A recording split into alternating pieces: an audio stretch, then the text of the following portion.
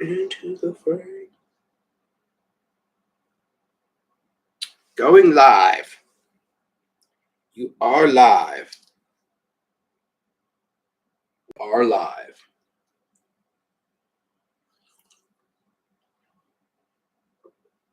That means we'll enjoy our coffee. That's what that means. Oh, good morning. Good morning. 9 a.m. on the news already. Amazing. We already have a comment. Snowball. First like and comment.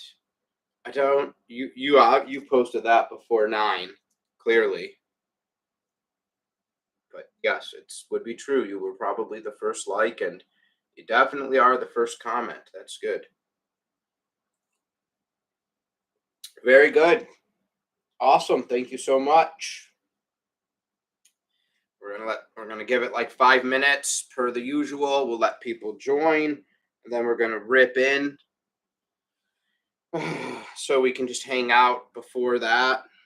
4 minutes now, 9:05. We'll rip in. This is one I got a hard stop at the hour if we get there. So I got a bunch of stuff to get done today. It's a pretty productive month. A lot of questions build up, a lot of the same questions, which again, I'm always fine with. So hopefully that'll go good. Summertime is coming in full force here in the US, which is so nice. I've been taking so many reptiles outside. Good morning. How are you doing, Snowball? Where are you from? Anywhere local? Like the US, I mean, country-wise. If you're up this early, or you're someplace where this is just the middle of the day. Peggy is in the house. Peggy, hello, hello, hello.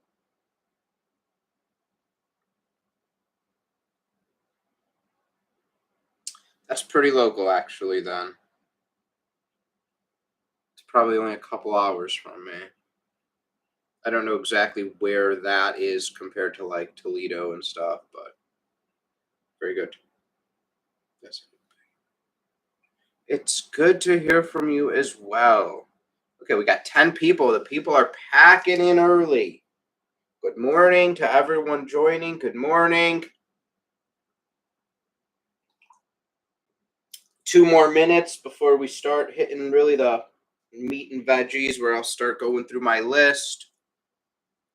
Everyone knows you'll just be able to ask questions freely during the stream, and we'll work them in. We'll work them in like usual. How's Ezra and the birds doing, Peggy? Has Ezra? Have you taken him out on any of these hot days?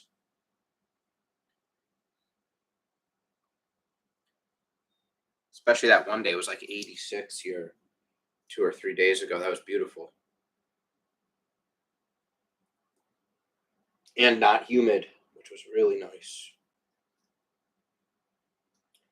Angry A, great to see you as well. Ezra has been on the porch. Yeah, good for him. I can't wait until Reptar gets a little larger.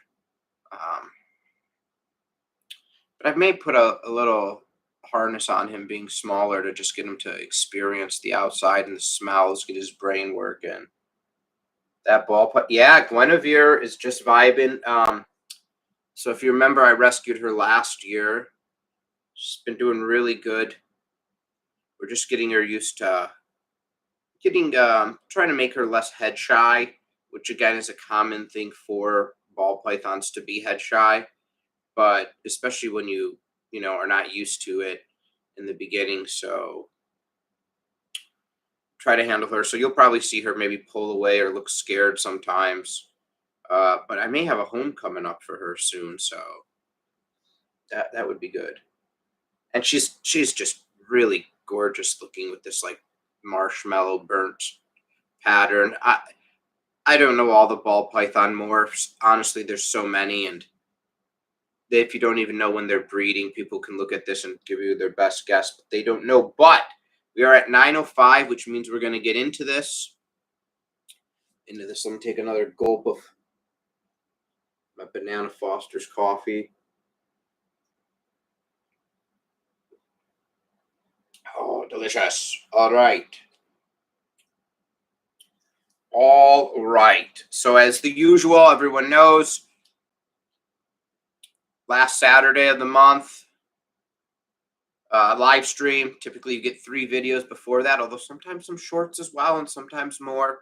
And those videos gather comments, and then I try to get the most relevant comments together and address them in the live stream. But this also gives us time to just be more involved, spend time with you guys, directly hang out with you guys, things like that, rather than just posting video after video after video. And I think that's important, to be engaging and not just putting videos up like crazy. That's what everyone does. And yeah, if I was trying to make a lot of money, that's what I would do too.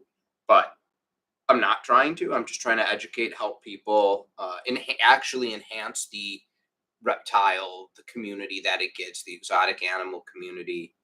Not only for people who already have reptiles, people who maybe are thinking of getting them, and people who just think they're cool and want to hang out. So that's what we're going to do. So I've got a gathered list of questions that I'll go through. But again, you can ask your questions during the stream. It's not an issue. Just throw it in and we'll mix them in. All right. So let's put you over here. Let's put you over here. That way we'll be able to see everything from everybody. Very nice, very nice, very nice, very nice. All right, so yeah, this is Guinevere. She's that ball python. She's going to hang out with us for the stream. That's pretty much it. Also, because her tank, I cleaned her tank this morning, and I'm just letting it air out. It's a little humid from cleaning it and everything, so I have the glass doors off to get it to dry out. It will be dried out by the time the stream ends, but obviously if I put her in there with no front, she's just gonna whoop and be gone. So I think I want to address this right off the bat, even though this gets asked all the time.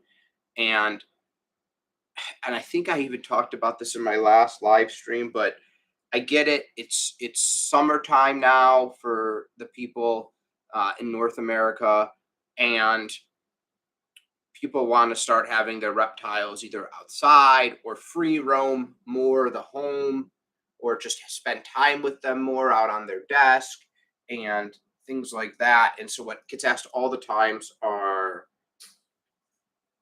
really how do reptiles handle their body heat?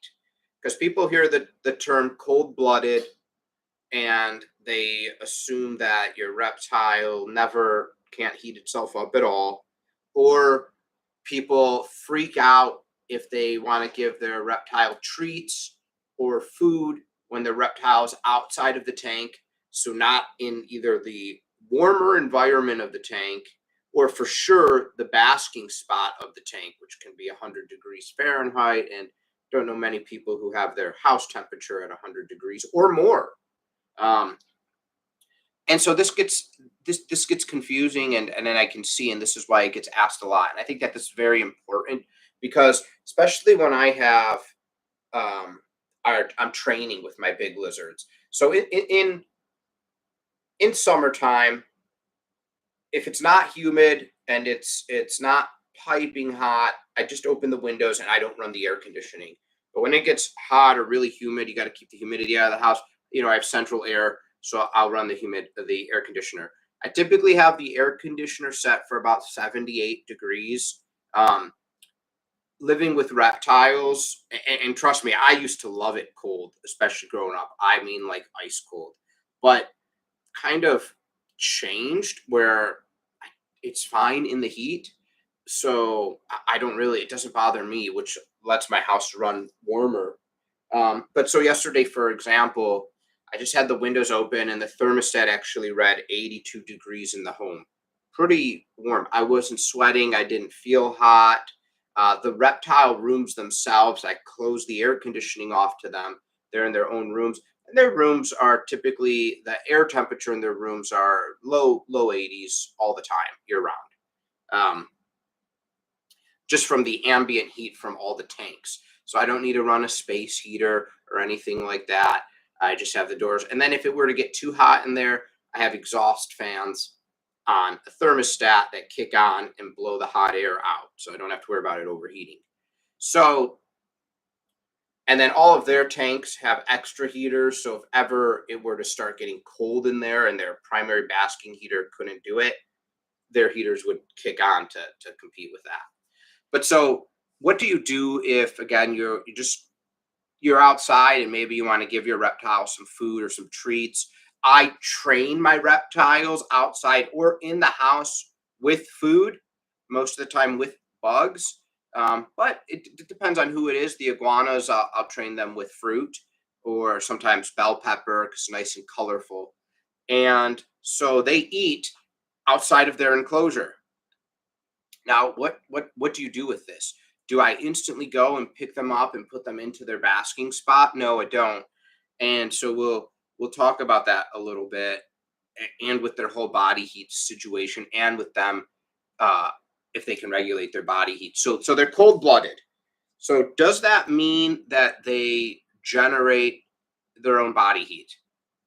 Most people will say will think no.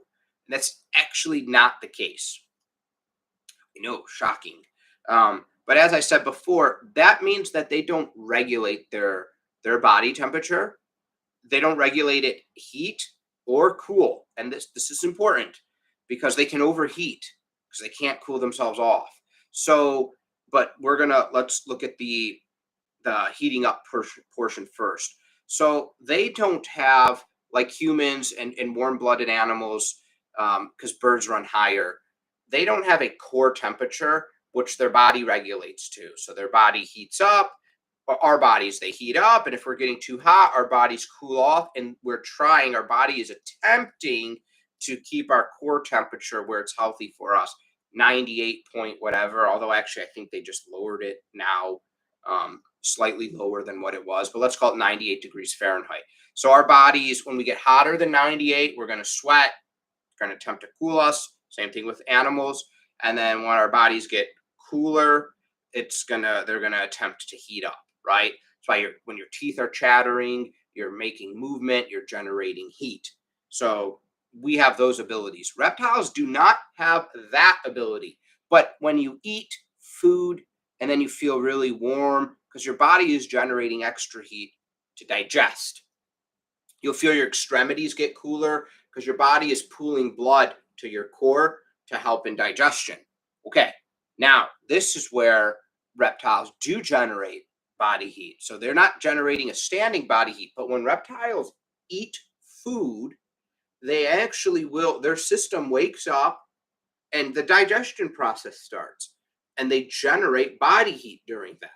Now, not enough to, keep them warm in the wintertime, but they do generate heat. When they're moving around and exercising, they do generate heat. They just don't generate standing, regulated body temperature heat. So when they're out and, it's just you're in the mid 70s, or let's call it higher, and around, yeah, you can give them bugs, you can give them food, especially if it's a reptile who has access to get back into their tanks on their own. A lot of the times, if they were to eat a lot of food outside of their tank, they will realize that they need to bask after that, and they will go bask, especially if they're older. They smarten up to that pretty quickly, um, although not all of them do.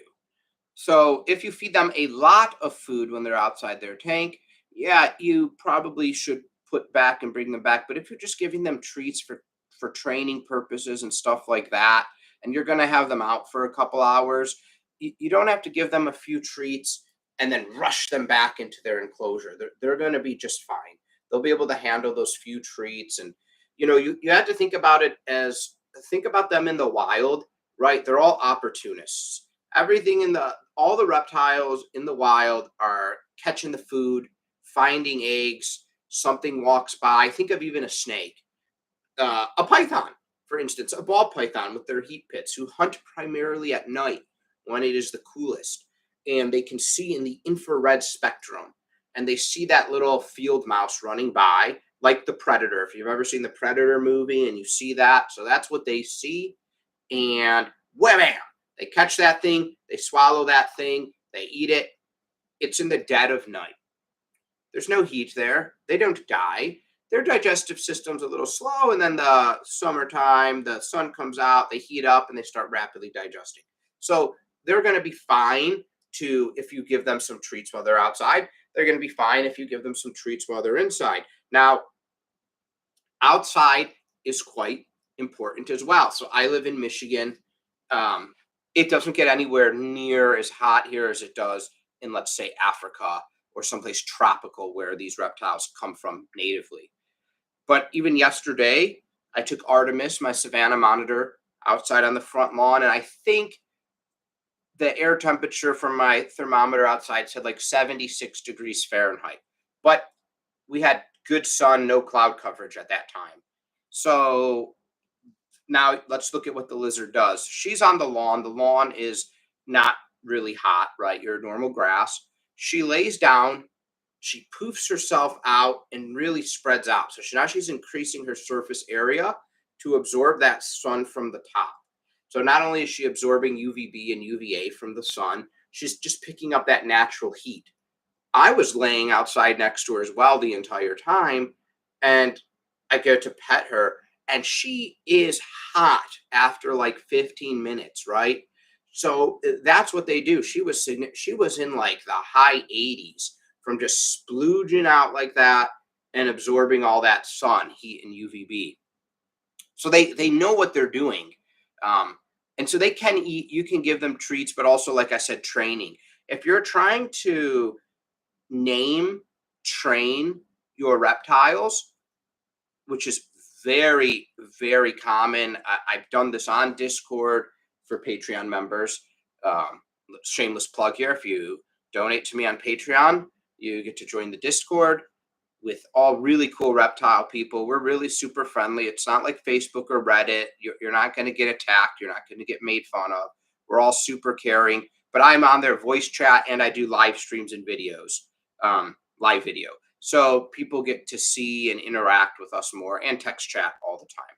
But I name train my lizards, and you can do it too. And you've seen videos of people do it, bearded dragons, so down to the smallest lizards. But you do that with treats and with noise. I typically, especially beardy dragons who are motivated for bugs, man, if you just call their name and then give them the bug, then move back a little bit, call their name, show them the bug, give them the bug, and you keep repeating, they're going to hear their name calling, tapping. I like to tap the glass bowl with the tongs, and then they will know that they get bugs when they're out. But what's also this going to do? They know that their name, I don't know if they necessarily know it's their name per se, but they know that that sound means come here. And then there's a high chance when I come there, I'm going to get a treat that I love. And then what starts to happen, although this is the bad part, then they start to follow you around and it's hard to get stuff done. So, like when I'm cleaning or other things, I can't have my older reptiles that are name trained and follow me when they're out. I can't have them out in the house because I can't vacuum. I can't steam the floors. They're not scared of the vacuum, everything like that. So, it's a big deal. But so it's possible. So you definitely can give them the treats when they're out and they'll be okay. And you don't need to rush them to their basking spot. They'll be just fine. And you know that this is true because I have fed meat to my meat eating lizards when they're out, large portions of it. And they'll go and bask several hours later when I go in and put them back. And the next time they poop, everything is fine. They don't get sick. They don't have diarrhea. So again, that digestion process that we get to see the tail end of it, right? That's how you know that that food processed really nicely. Um, Can your snakes recognize you from Verstappa? That's a good question. So I like to believe yes, and there's some factors that will say that, but so like this snake is Guinevere. She's very calm. She's used to me. She's used to my scent. I don't know how well they recognize you visually, snakes. I'm not sure. I don't know how well they recognize you through sound. They do have ears. The ears are covered by skin to keep them waterproof, but they're there. Everything they hear is just muffled, right? That's if you cover your ears like this, you'll still hear things, but it's muffled. But for scent wise, for sure. And normally you can see this with a few ways in snakes. She's like this and she's really nice. And you see, I just touched her head. She didn't pull back. If you give her to someone she's never interacted with before, she's much more hesitant. Also, when I walk in the reptile room and I go open the snakes are much more welcoming right away, not only to me, but to people they've interacted with a lot, but they're still friendly towards everybody. But you can see there's a difference of behavior with the keeper than with just strangers. Um, but they're especially ball pythons. They're just really gentle snakes. So there is something to say there. But yeah, you do see that behavior. So it's a good question. Can your snake love you? So love in reptiles. This gets thrown around um, all the time, and then people are confusing. So when they look at a reptile's brain is different than a human's brain. But what we notice is reptiles miss. They do not have the exact same part of the brain, or at least not in the same location that humans have and warm-blooded animals have, that love comes from, the emotion of love. Okay. Now, I don't think that should be shocking because, and so people will say that then not just snakes, but then all reptiles, they can't love you because they don't have that one section over here. Now, I think that's foolish because why would you expect this brain in here, the size of a pea, to be just the exact same thing as my brain, but obviously scaled down for smaller, right? If you just and so I think that that's a very foolish idea to think that. So I would say that yes, your reptiles, not just snakes, can love you. They can also hate you. So love is just an emotion, right? Now, we are quick to say that they have all these other emotions, but just not love. They can be afraid of you. They can be angry and aggressive towards you.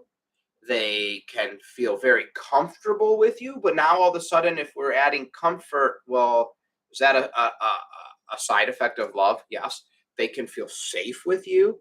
They can like being with you. Well, then it's like, well, wait, now if they can like me, couldn't they love me? Well, do they like me or do they like being with me? Well, then do they love being with me? And I let's look at this from a food perspective, not just snakes, but reptiles. Do they like certain things more than others? Yeah, they do. Do typically bearded dragons like fruit and bugs more than greens? Yeah, they do. So again, so if you can have these things, and couldn't they feel the same way towards people?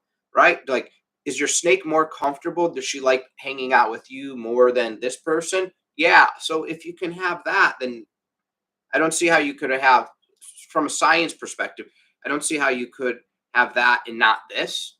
But again, that comes from a science perspective of they dissected reptile brains, and their brain is not the same as human brains. I just think that's the dumbest thing to even say that because, like, I would think even a child, if you said, "Do you think that this brain is the exact same as this brain?"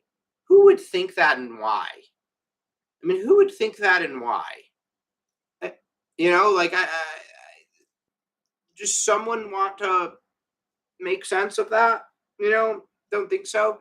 And then you have certain reptiles like monkey-tailed skinks that have one partner.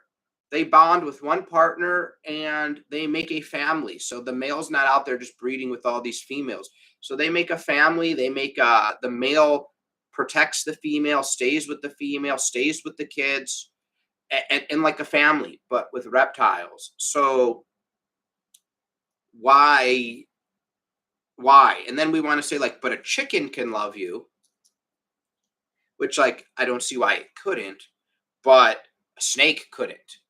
Well, why? Well, because a snake's different than a chicken. Well, congratulations. Like a chicken is also different than a human, and safe, liking being with you, trusting you, being comfortable with you, being excited to see you. Those are emotions, and love is just one as well.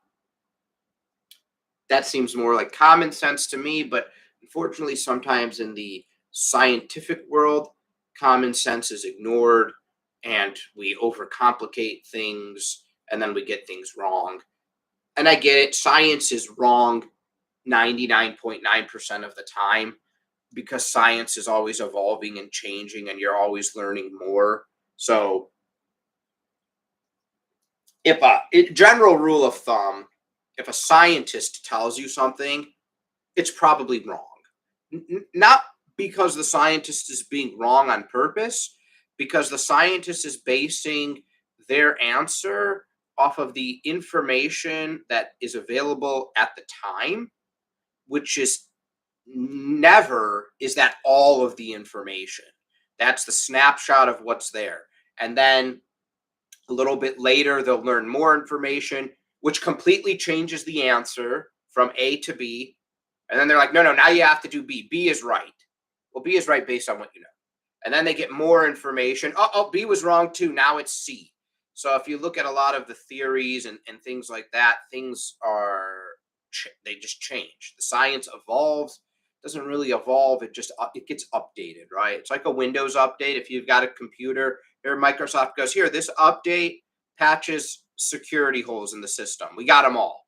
Oh crap, we didn't get all. We missed 3. Here's another update. Now we got those. Oh, here's another one. So science is always being updated based on information. Now, most of the time, let's say, and there are things that they get all the information. Then you hope they process it correctly and then you get the right answer.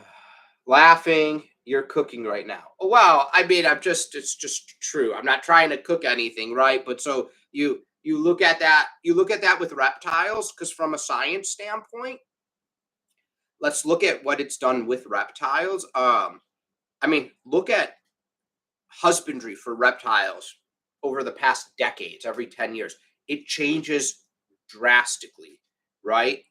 And not saying that the people were wrong, that's what they believed was correct and they believed was right at the time. And that's what people followed.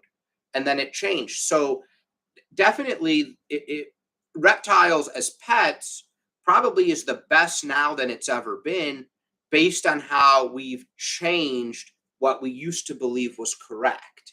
So we used to keep savanna monitors on sand because they came from Africa. Therefore, Africa's a desert, right? Well, not really, but it is in some places. They actually come from like a rainforest area of Africa. So they would get impacted. They would eat the sand. It would be in their eyes and their nose. The temperatures were all wrong. We fed them all wrong. And so if you look at the beginning of reptile keeping, their life expectancy at the time was actually far shorter than it was in the wild. Now, that's weird, right? Because we should be giving them better. Then again, we learned more. So that's the science. We learned more and we adapted. And then it kind of became the same. And now we've adapted to a point with most of them where their life expectancy is 2, 3, 4 times longer than what it is in the wild. That's great. They live healthier lives than they do. And so this also goes towards the things that maybe reptiles can't learn. Or remember, you call people, it used to be bird brain, but then we We acknowledged that birds were really smart. And then you'd start calling people lizard brain, although you don't hear it much anymore. But now we're seeing that when you're keeping these things as pets, they are, and you have them over decades, right? Most reptiles will go decades. Um, like look at this. This is 6 to 7 decades of ball python. It's very common now to see them in their late 50s, their early 60s. A little bit more rare, their late 60s, early 70s. So we're starting to see how smart and how they learn really over time. All reptiles, not just large lizards, snakes. But I mean, yes, it's a big difference when we are looking at lizards who seem to be a little bit smarter, but rock iguanas that are living very commonly 6 and 7 decades. That's huge. We already saw it in tortoises. We saw it in tortoises where they recognize their owner, they come to them, they come for massages, they allow them to be pet, you can hand feed them, they're not wild. So the science in keeping and everything like that has changed drastically, which has helped us take care of reptiles. I mean, even if you go to popular reptile forums from a decade ago, or even the early to mid 2000s, man, everything they say is just wrong. It's not even followed anymore. But that was the main thing that every vets at the time told you, leading herpetologists and biologists told you, right? Those are the scientists. Do this, do this, do that. And now that stuff has been discredited, has been proven wrong, and isn't followed by anyone.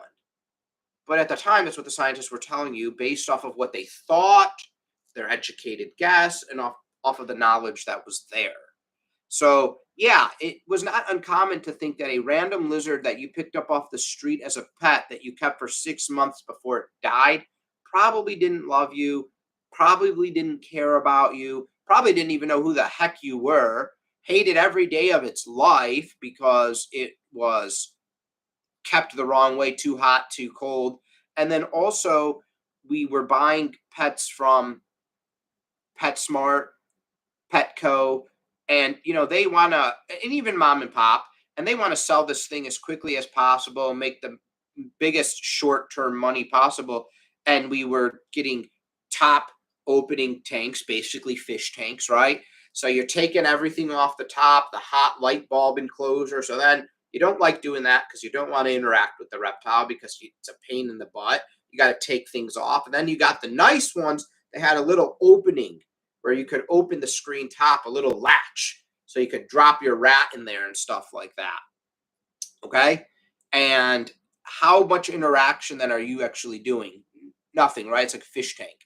But then on top of that, you're approaching the reptile from above, which is a very defensive thing because, again, their biggest predator are birds of prey from above.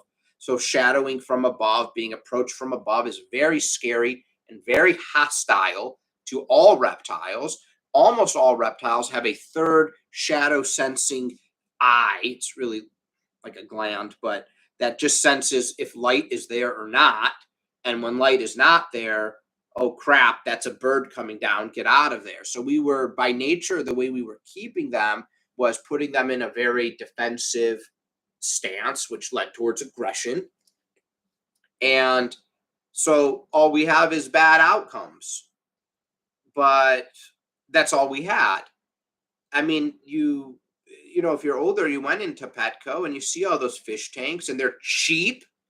And so okay, let me buy especially back then, let me buy my $10 ball python. Let me get a $10 10-gallon fish tank that's right here. Put it there. The lady at Petco said it will be fine. Put it in there, put the lid on, this, and that. And there you go. That's just how it was. Was that a good environment? No. Was it good even for you as the keeper? No, because then you've got all that crap, the UVB bulb, the basking bulb, it's all on top of the screen. That basking bulb is super hot. Even when you shut it off, it doesn't cool off, instantly. So you don't want to even pick it up and move it. And then let's say you do pick it up by the cord, where do you put this 200-degree bulb? You don't put it on the carpet, you don't put it on the wood. So maybe, so you don't want to interact with it. So it wasn't good for them, and it wasn't good for the keeper. It wasn't good for the reptile or the keeper. And that's the information we went at. And it was sad. And it led to, unfortunately, especially in the US, a lot of legislation passed in a lot of areas limiting or prohibiting reptile ownership, which is really sad.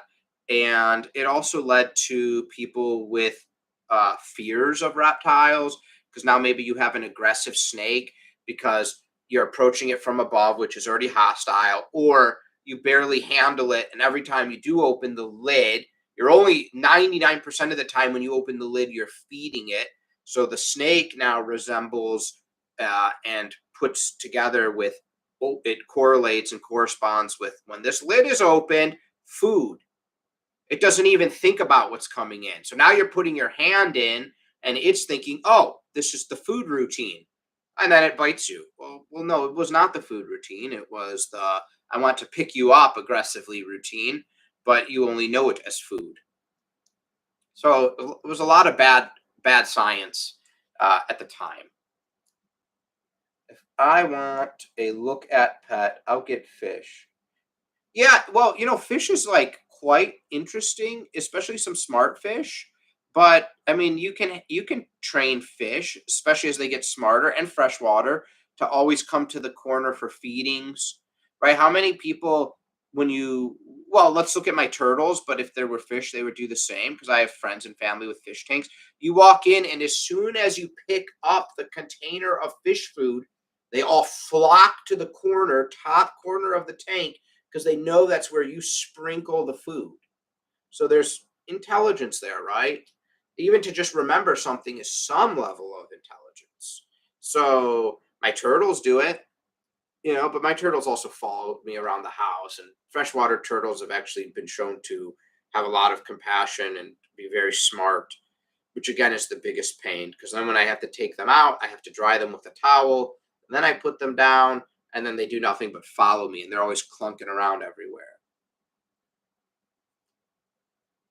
Yeah, I mean, you should, so it is important with any reptile you have, if you want to interact with it and you want to have safe interactions, you need to make sure that you are interacting with it not just when it's feeding time. And you should also be interacting with it more than feeding time. So my snakes, I feed once a month. So this is pretty easy for me.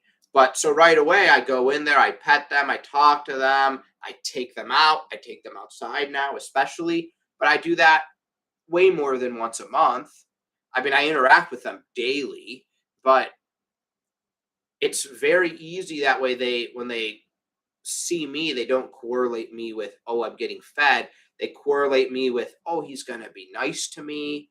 He's going to give me nice pets. He's going to give me a bath when I'm dry. He's going to spray me down. He's going to take me outside so I can move around. He's going to hold me and hug me and keep me warm. We're going to go do this and that. And then, oh, I'm getting hungry. And then they're fed, and then they don't think about that, and then I interact with them 2 days after eating, 3 days if it's a large meal. And right, so they go from, hey, I need to eat, I ate, to, oh, I like being around you again and everything. So 99% of the time my snakes are not in food mode, they're in the loving, let's hang out mode. But it's the same thing with lizards too, right?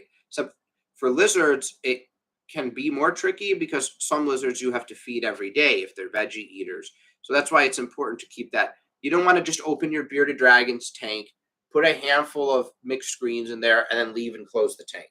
Interact with them in the morning before you feed them. Then you can go in and feed them. And then a couple hours after they've eaten, go and interact with them again. Simple routine. My pixie frog, same, very active feeder, but he never goes to soak. His cocoa bedding is moist and saturated. This has been going on for a few. So pixie frogs are. I've had a few. I have John Wesley, who's a giant male. It's very interesting. I don't know in captivity why they act like they act. In Africa, where they come from, they're almost. But also, let's remember it's very dry there, and they want to be safe. They're almost always in the mud or always in the water, always, 24/7. Now, that can lead to a problem with ownership because they can poop. And if you don't have a good filter, you're not cleaning their water, right? They drink through osmosis.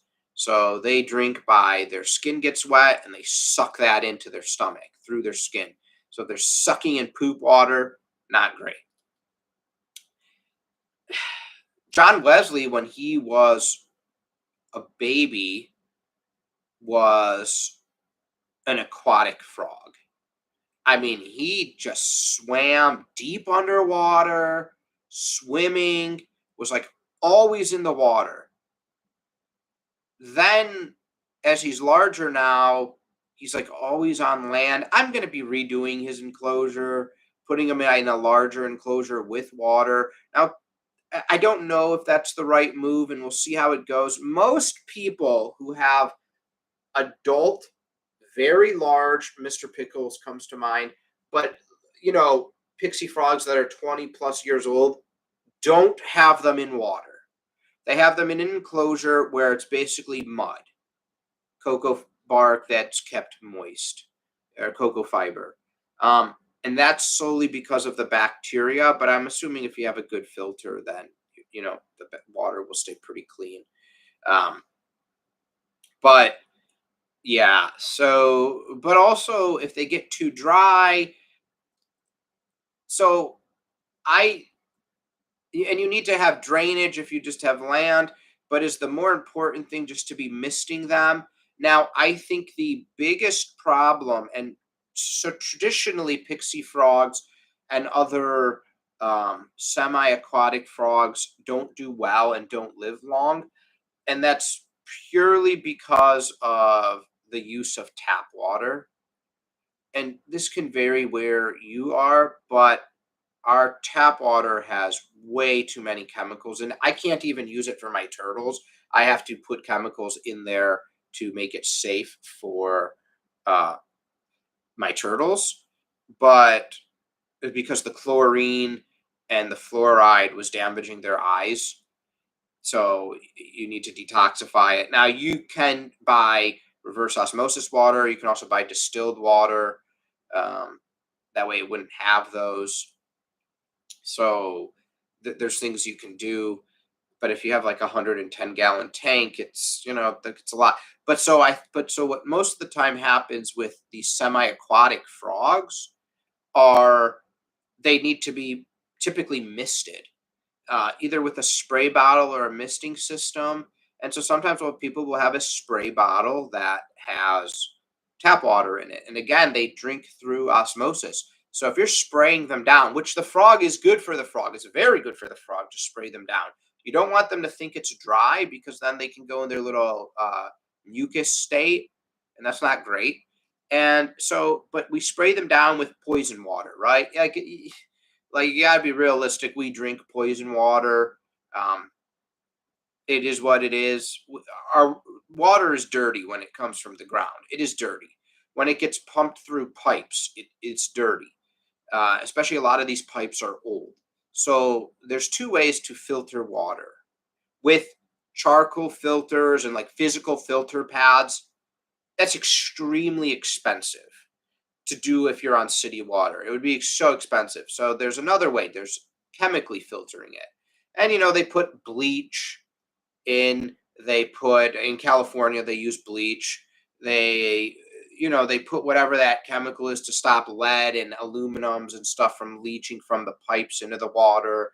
There's that one that makes all the I think it starts with a B, I can't remember what it is. It makes all the dirt basically stick together and then sink to the bottom. So then they can just scoop the dirt out of the water rather than a filter to catch the dirt. That's a common poison that's used everywhere. I mean, it is chemicals are just poison, right?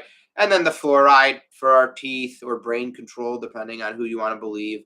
Um, Jesse Ventura. But so there's stuff in there that obviously isn't found naturally. Now, for humans, what we're told, and this is probably mostly true, is that they're in such small amounts that they don't affect us. We would need to have over this amount to be affected. So you drink tap water, right? I've drinking tap water most of my life. I stopped recently when I started, not recently, about a decade and a half ago when I wanted to just start living healthier. I stopped drinking tap water. Um, and I'll still have it on occasion if I'm really thirsty and that's all there is. But unfortunately, it just tastes like chemicals to me now because I'm used to not drinking it. But so at my home, my drinking water, I have a reverse osmosis 6-stage filter system. So, but if you ever get a water tester, you can test the water and you can see your parts per million that are in there. That doesn't mean everything in there is bad, right? Because even rainwater will have stuff in it. And if you're trying to tell me that the water in Africa that this animal goes and drinks, where people are pooping, or not people, animals are pooping in, and they're pooping in, and animals are being birthed in there, and there's just dirt and there's dead animals, is pure. It obviously isn't, right? But I think the difference is that their bodies are made understanding that, so those type of germs and things like that, they have some type of defense or filtration system for, whereas being sprayed with fluoride and chlorine and bleach and everything else, their bodies just aren't made for that. And so that's why these semi-aquatic frogs tend to not do well. That's why big aquariums will have reverse osmosis filters on hand, and because they can't use tap water because the fish are too sensitive. Even for salt water, they can't use tap water. So when you start, and so I was wondering if that is what was leading to. So when he was a baby, this is where it all comes around. When he was a baby, his water area was much smaller. So I would use reverse osmosis water. It was like half a gallon. So when I would need to change it, simple. Then as he got older, his water area got much larger. It's expensive, right? And this is where it comes to. It's easy to turn on the tap and put that water in there. And even if I put some, API, water treatment, whatever, he wouldn't use that water. He went into it the first time and then he wouldn't use that water. And, it kind of reminded me of, how some people, you go to a public swimming pool, and if they put too much chlorine in the water, you go in and your eyes are frying, right? And then some people are more sensitive. Like I have always had to wear goggles when I go swimming because my eyes, I couldn't open my eyes underwater. They just burn because my eyes are more sensitive to the chlorine and everything else they put in there. So obviously it could be affecting them. But what if you're absorbing that? Probably affects you as well. And then I was wondering if that also led to their death because absorbing it, like maybe they have no choice, right? You're thirsty. Are you going to drink this or are you going to die? So they drink it and then it's not good for them. So we're going to figure something out. But yeah, we're gonna figure something out. So we're gonna see. Then I start wondering if I'm just feeling bad, but really he's good. He's in a good place, and I just feel like I wish he had a nice water fixture and blah blah blah, and he can go swimming. They don't really swim when they're larger; they just kind of soak. But but then it's very hard to have a good filter when you have this much water. Now, this is what they would sit in the wild. They would sit in the river on the shallow parts of it, and most of their water or their body is not in the water.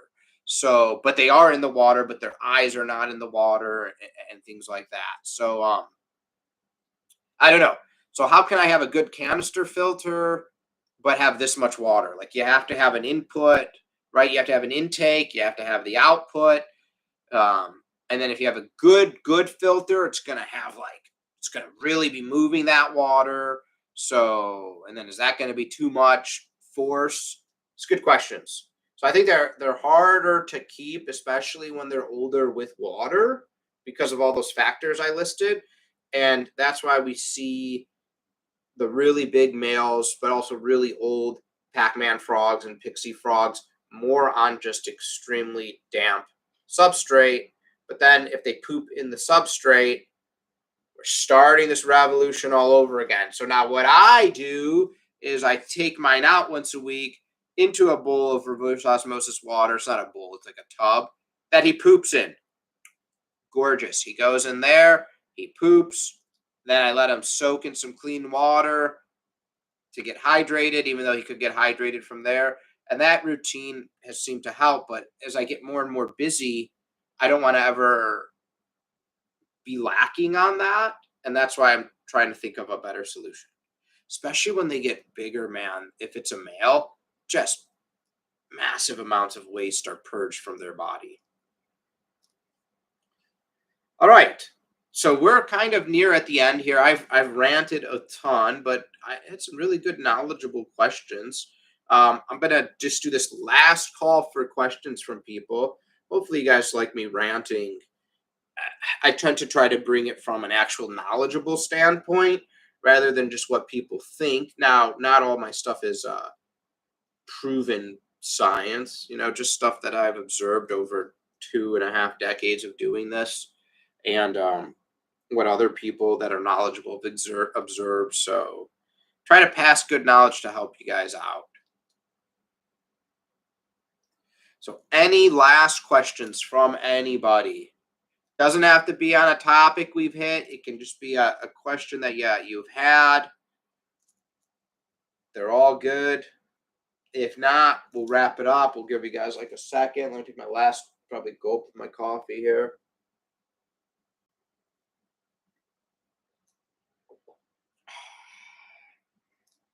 Did you like being out? You're going to a nice clean tank. You're going to home to a nice clean tank. Yes.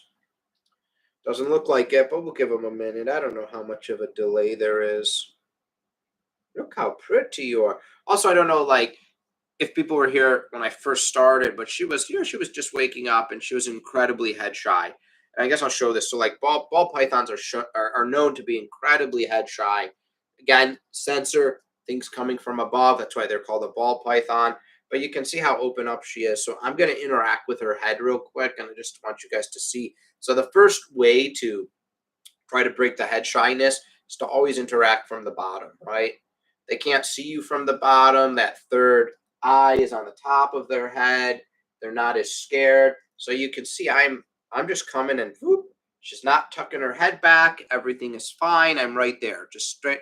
And that's how you want to do it. Just whoop. Look at that interaction. Everything's fine. I like how she goes down and then whoop, right back up. No head shyness, no pulling away. Rubbing her neck, everything's fine. Now I'm gonna put some of her body down here because I want to support her head for this video. But so now we're gonna come at the top. That's where that sensor is, right? That's where the bird would come in. But I'm gonna come in relatively low. I'm not gonna come swooping down, so I'm gonna come in more from, I guess, the side, and there we go. Right over the head, everything's fine. She doesn't care. Because why? She feels super safe being handled right now. Here we go. Look at that. Petting the top of her head, poking her. Everything's fine. I'm going to grab her head. I'm going to not squeeze it, but go like this, basically, with the head in there. Here we go. Fine. Now she's pulling away because she just wants to go forward, but she's not pulling away because she's shy of her head. So these are these interactions. Boop, boop, boop. Boop you right on the nose. Boop, boop, boop. Boop, boop, boop, boop, boop, boop, boop, boop. I could guess it's not fun when you boop them like 50 times and they don't do anything. No reaction. But yes. Pinky rats. How often should I feed Sam the pixie frog? I want to change his diet. Yeah, I like feeding bugs primarily for my pixie frog, only because and I do dubia roaches. I do a little bit of skinless chicken. I try to stay off of pinkies because they're mostly just pure fat. Um, they haven't developed enough meat. They haven't developed enough bones to really have calcium. They got barely any bones and they're so small. So I tend, when they're smaller, I'd rather get chicken and cut it into very small strips the size of a pinky, and and powder the chicken with the supplements and then feed him instead of the pinkies.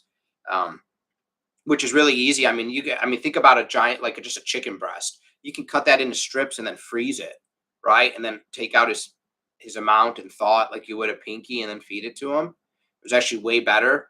But I bugs are good. You just always worry about parasites from like crickets. So I do dubia roaches, but dubia roaches, but crickets too. They're good because they have soluble and unsoluble parts. So digestible things, the guts, things like that. Undigestible things, the legs, the wings. So you're kind of cleaning the inside of their intestines, those things that can't be going along the inside, making sure you don't get any pockets of anything. So it's good to have digestible and undigestible. So if you can do a dubia roach colony, more power to you. You'll never pay for bugs again, and then you can just keep it small, and then they're parasite free, which is really good. Ugh. All right. Otherwise, guys, I've got to go. Thank you all so much for attending. There's my spiel. I have a Patreon. If you want more interaction live from me, you can donate all the money, 100% of the money from Patreon and YouTube views on the ads go to the reptiles, which is really nice. If you want to just help by watching videos, the biggest thing you can do is to leave a like on any video you watch and leave a comment. I know you guys left chatting with me, but after the stream is done, actually post a comment in there. I don't know, say whatever you want. Say the stream sucked, say the stream was great, whatever you want to do. But yeah, likes and a comment. The like means YouTube thinks you liked the video, and the comment, YouTube sees it as it's engagement, which then they'll help people watch it. All right, take care, everybody. Have a good weekend.